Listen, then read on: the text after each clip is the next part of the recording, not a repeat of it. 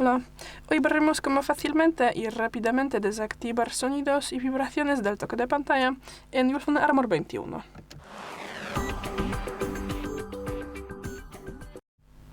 Para esto pasamos a los ajustes, luego bajamos y entraremos en sonido y vibración. Bajamos. Empezamos aquí en vibración y vibración al pulsar, y de esta lista desactivamos la respuesta táctil.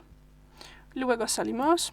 Aquí bajamos y tendremos que desmarcar aquí dos posiciones, sonidos al tocar y hacer clic, y también lo hacemos con tonos del teclado telefónico. Y claro, si te molestan otros sonidos o vibraciones como de bloqueo de pantalla o de carga, aquí también se puede quitarlos. Y es todo. Gracias por el vídeo, déjanos un like y suscríbenos. Hasta luego.